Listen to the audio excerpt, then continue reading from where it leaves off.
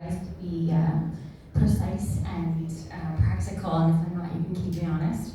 I might start actually with a bit of an explanation of how EDC, or Export Development Canada, differs from the other four organizations that you've heard from already, in that we are Canada's official export credit agency.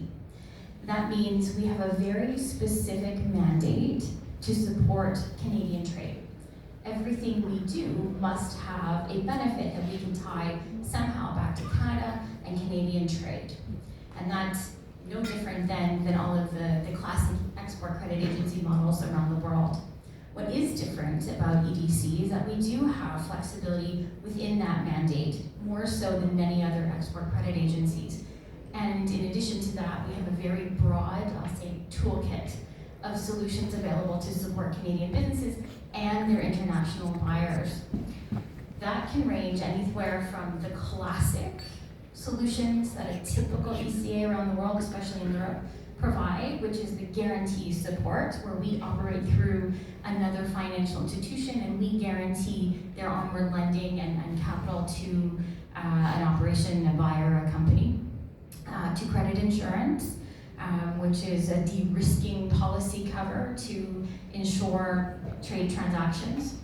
But we also do direct financing, and in fact, actually that's a very defining characteristic of EDCs. We have a very large direct financing program. As well, we have investment equity capabilities.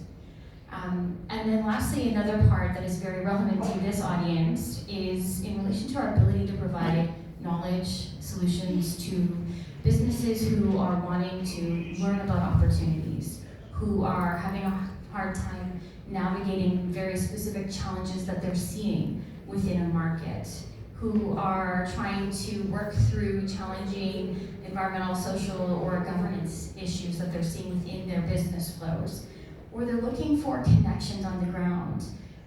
We have a network of global business representatives around the world, including specialists based in London and around Europe, actually, who are dedicated to supporting this type of advice given to our Canadian companies and their foreign buyers, especially those in Ukraine.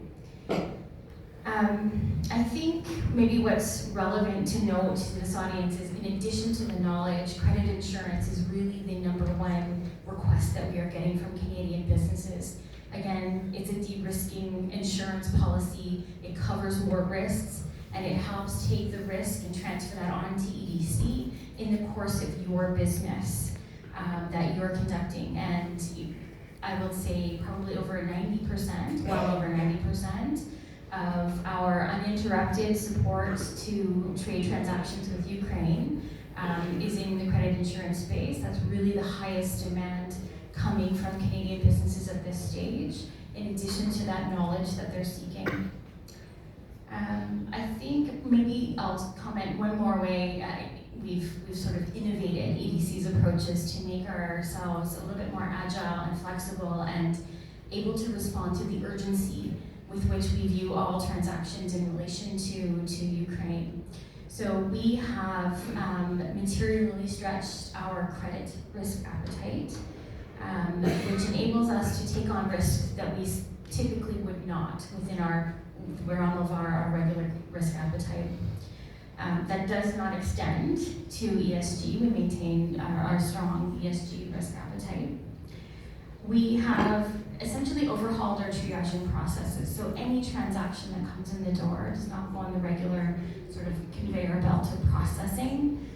We bring it right in to senior management triaging, and they go up to our executive committee so that there is broad visibility on the issues that we're seeing, on the opportunities that we're seeing, and all of that process helps us to hone our risk appetite and our knowledge and understanding of transactions in Ukraine on a real-time basis.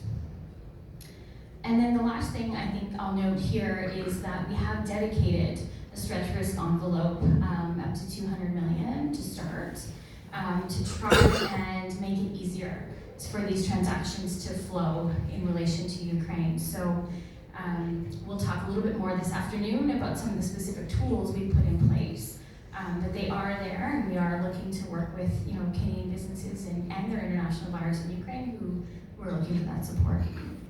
Thank you, Leah. And